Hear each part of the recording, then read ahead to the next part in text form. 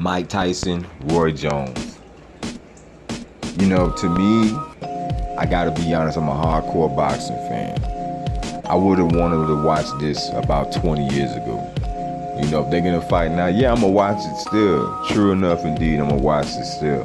But I would much rather the elites of this decade fight each other. I would much rather that they take note of these two grandmasters when it comes to pugilistic abilities, who are getting into the ring to face each other and face each other like they're doing.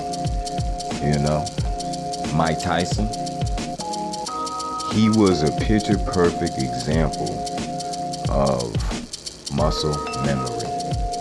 The way Mike Tyson executed his combinations on his opposition in his prime was almost to the T exactly the way Customato, Rooney, and Atlas trained him to do it. Mike Tyson was a whole different game, man. Fighting him was like being in the water with a shark, you know? You sitting there trying to get away, and that shark is just coming. You throwing punches, he's weaving in between them. You know, to me, Mike Tyson was like Jaws. You know, you remember the song you used to make, dun dun. Mike Tyson used to be coming.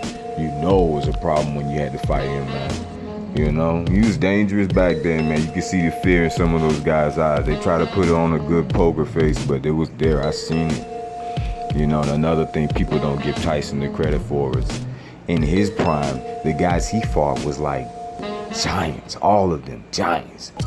And he was a small heavyweight, got to be honest. He was a small heavyweight. He broke those guys down, you know. But let's get to Roy Jones. In my opinion, people, they always like to say Roy Jones, he didn't utilize fundamentals. To me, he was such a master at fundamentals that he just used free strikes, whatever strike that he saw was open. You know, he had the reflexes and the spatial reasoning to be able to close the distance on his opponents in whatever situation, to throw a counter punch or a lead punch in whatever situation. He threw so many hooker cuts, that's why they used to call him Captain Hook.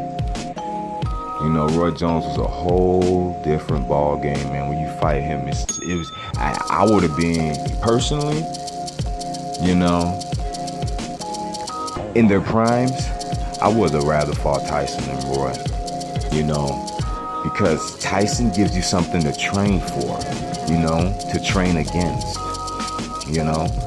When Roy was in his prime, he was going to beat you in a brand new way. You didn't know how he was going to beat you. You didn't know what Roy was going to do. On top of being gifted, he was unpredictable. You know what I mean? This is going to be a good fight. I really can't wait to see it, man. I can't call who takes it.